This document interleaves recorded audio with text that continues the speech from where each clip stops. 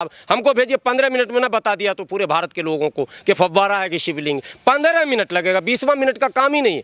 उलझाया जा रहा है देश को। आप ये एक फव्वारा और शिवलिंग समझने में आप 10 साल खींचेंगे। इस देश को बर्बाद करने की राह पर चल रहे। विध्वंसकारी सोच पनप रहा है और लोग हंस रहे हैं। ओ वहां भी मिल गए, वहां भी मिल गए, यहाँ भी मिल गए। क्या ड्रामा, धर्म का भी मजाक, देश का मजाक। प्रधानमंत्री और गृह मंत्री को लेटर लिखा, दिल्ली के जामा मस्जिद को खुदवा दो। यही चलेगा क्या देश में? खुदवाओ, सारे देश को खुदवाते रहो। मतलब देश को बर्बाद करने का मन में ठान लिया क्या आपने? मतलब देश की कोई हमें विश्व गुरु बनेंगे? ड्रामा कर रहे हैं आप। विश्व गुरु बन जाएंगे? खोद कर विश्व गुरु कहीं दुनिया में बना कोई? और पाल घर में साधु थे, महात्मा थे हमारे। साधु संत आदर और सम्मान के योग होते। भीड़ ने उन साधुओं को नहीं बख्शा, मार दिया। आपने इंसाफ दे दिया क्या? क्या हो रहा है इस देश में? कहां लेकर जा रहे हैं देश को आप? कोर्ट बताएगा बाबा मिल गए। हम भारत बनारस के मुसलमानों से कहेंगे सम्मान के साथ वहाँ खड़े हो जाओ और हिंदू भाइयों को कहो पूजा करें। कोर्ट बताए तो सही। कोई इंतजार नहीं, आप हम पर थोपे जा रहे हैं और आप फैसला सुनाते हैं। नहीं, आप कौन होते हैं फैसला सुनाने वाले? अगर आप फैसला सड़क पर सुनाएंगे हम नहीं मानेंगे आपका फैसला। एक मुस्लिम ऐसा दिखा दीजिए जो हिंदू के बगैर जीता हो, और एक हिंदू ऐसा दिखा दीजिए जो मुस्लिम के बगैर जीता हो। मैं समझता हूँ संभव नहीं है भारत में, चाहे वो साथ जो है हाफिज गुलाम सरवर जी मौजूद हैं। इनसे बातचीत करते हैं कि दरअसल इस नए जो याचिका डाली जानी है उसको लेकर के इनके मन में क्या चल रहा है, क्योंकि फिलहाल जो अभी तमाम तरीके की याचिका डली हुई है, उस पर सुनवाई होनी बाकी है। तमाम तरीके कोर्ट में भी दलीलें चल रही हैं, लेकिन इसके बावजूद एक नई याचिका जो डाली जा रही है शिवलिंग की पूजा करने के लिए, उसको लेकर इनके मन में क्या चल रहा है। सर सजल आपका स्वागत है। हाफिज गुलाम सरवर साहब, कैसे देख रहे हैं इस मुद्दे को कि जो है फिर से एक नई याचिका डालने की जो है तैयारी चल रही है, और उस शिवलिंग की जो बता रहे हैं कि शिवलिंग मिला है उसकी पूजा अर्चना करने के लिए, आप कैसे देख रहे हैं इसको? देखिए, मामला था गौरी शंकर के पूजा की अनुमति का। जहाँ से मामला शुरू हुआ था, 5 महिलाएं गई थी कोर्ट में, और गई क्या थी, वो बेचारी हमारी माँ बहन के बराबर हैं, किसी ने भेजा था, ठीक है, बहरहाल तो गई थी। मामला होना था ये कि गौरी श्रृंगार का पूजा जो वर्ष में एक बार होता है, निकम्मे सरकार के अदूरदृष्टि के कारण वो माने नियमित डेली हो। मैं इसलिए निकम्मे सरकार कह रहा हूँ। किसी सरकार ने मामले को सुलझाने का प्रयास नहीं किया, सबने उलझाया इसको। अगर पहले लगातार होता था, जिस जगह पर होता था और जिस तरह से होता था वैसे ही होता रहता, तो फिर इसमें प्रतिबंध लगा दिया गया। प्रतिबंध अगर लगा तो फिर अब प्रतिबंध खुलवाने की मांग हुई। लेकिन जब मांग गौरी श्रृंगार के पूजा की थी, अनुमति की, तो ये नया मामला कहाँ से आ गया? नया मामला इसलिए आया कि मैच होते हैं फिक्स। यहाँ मीर जाफ़र जयचंद, जिस भारत में हम रह रहे हैं ना, यहाँ मीर जाफ़र और जयचंद भी रहते हैं, इतिहास के पन्नों में वो भी हैं। तो आज जो हमारा मीर जाफ़र और जयचंद है वो यही काम कर रहा। देश सुपर पावर न बने, देश विश्वगुरु न बने, देश विकसित राष्ट्र न बने, देश में माने अमन चैन सुकून प्यार मोहब्बत भाईचारा ना हो, देश में एकता अखंडता ना हो, देश खूबसूरत और सोने की चिड़िया ना हो। खैर चिड़िया मैं नहीं कहूँगा, ये बोलते वक्त मुझे चिड़िया तो उड़ जाता है, वो उड़ चुका है यहाँ से।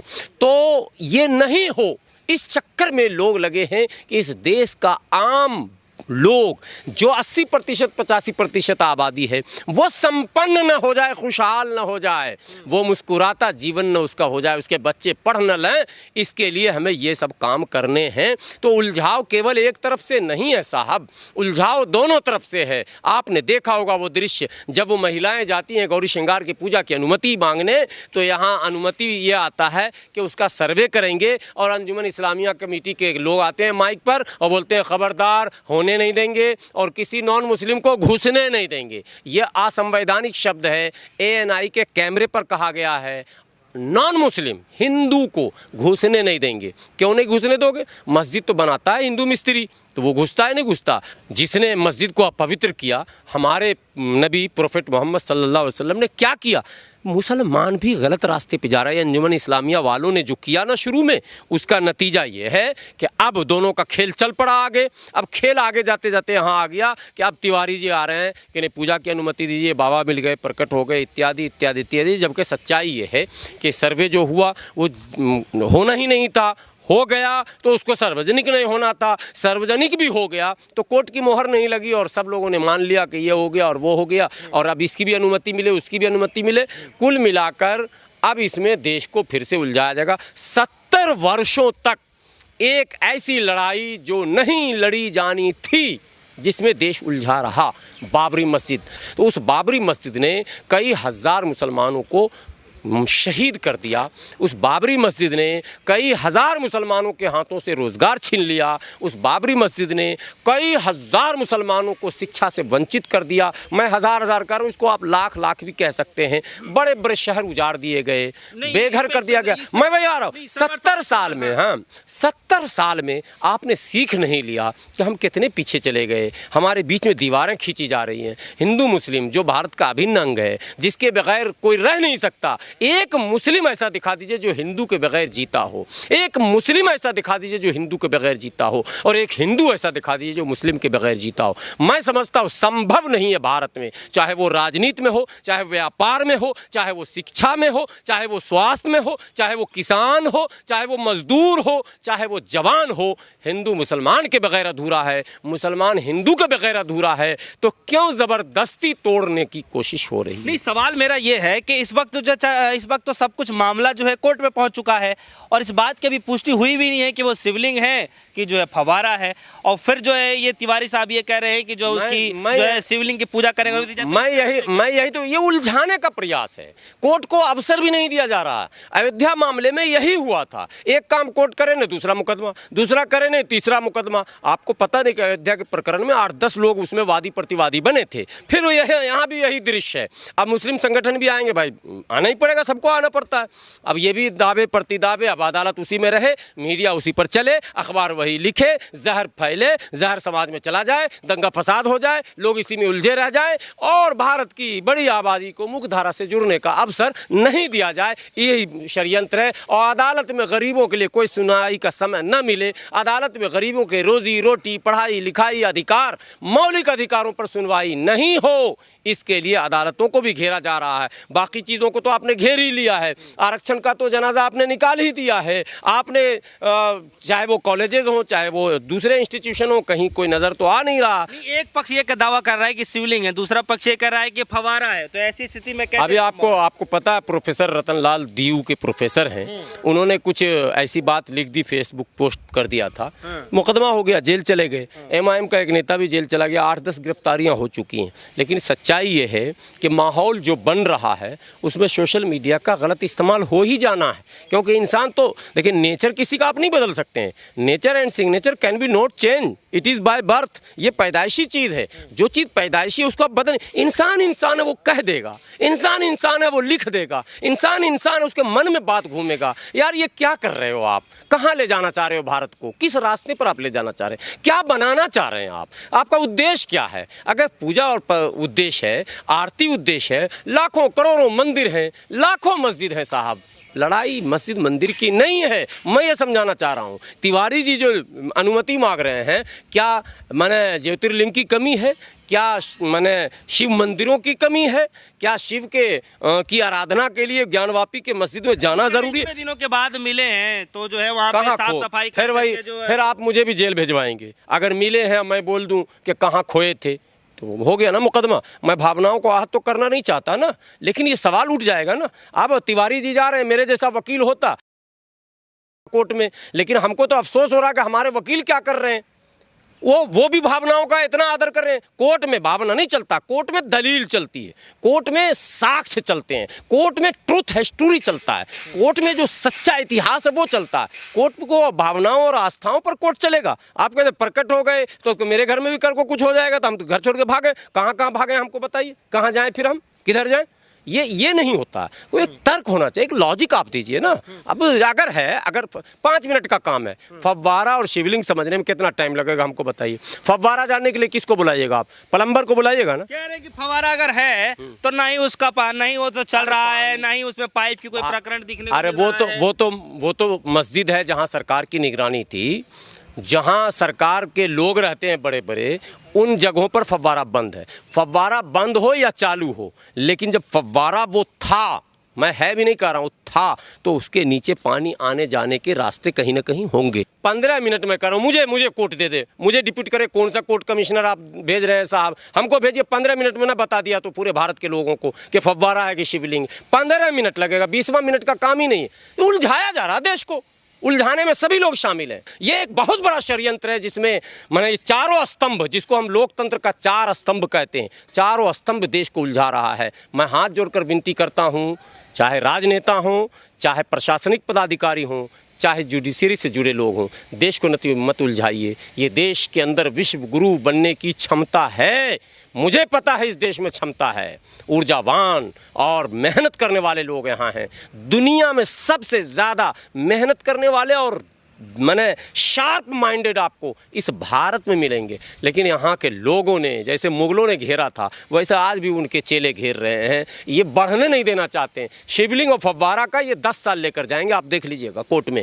ये सुप्रीम कोर्ट तक जाएंगे कि शिवलिंग है कि फव्वारा, शिवलिंग है कि फव्वारा। अरे शिवलिंग होगा तो मैं तो सम्मान करता हूँ, मुसलमानों को फ़ौरन जो है वो पीछे हट जाना चाहिए। लेकिन वो समझने में टाइम कहाँ लग रहा भाई। मैं तो ये कह रहा हूँ, दुनिया का कोई एक आम इंसान, बच्चों से पूछ लीजिए, प्लम्बर आएगा 10 मिनट में बता देगा कि ये पानी इधर से आता था, जाम हो गया होगा, लोहा सड़ गया होगा, पाइप पत्थर का होगा तो सड़ा नहीं होगा, जाम होगा, लोहा का होगा तो सड़ गया होगा। अरे कहीं से तो फव्वारे में पानी आता है। और जो घंटी बताई जा रही है और जो वो स्वास्तिक बताया जा रहा है, नहीं, वो सब फिर मैं बताऊँ, वो सारी चीज़ें तो बकवास है, वो बकवास है। देखिए, जो दीवार पे प्लास्टर पुराना जो भी पुरानी मस्जिद में आप जाएंगे ना, तो मेरे गांव में भी जाएंगे, वो जो फूल बताया जा रहा, ये कमल है, ये वो सारी चित्रकारी पहले भी होती थी। पान के पत्ते मिलेंगे और फूल मिलेंगे, वो चित्रकारी, वो रंग, वो चीज़। अरे इन लोगों ने अब बांटा रंग को ना, हरा और लाल और भगवा और नीला रंग। आप हम लोग के मस्जिद में जब रंग होता था, सारे रंग होते थे दरवाजे में, वो रंग भी हम लोगों को तो बचपन में ये पता नहीं था कि ये मुसलमान का रंग है, ये हिंदू का रंग है,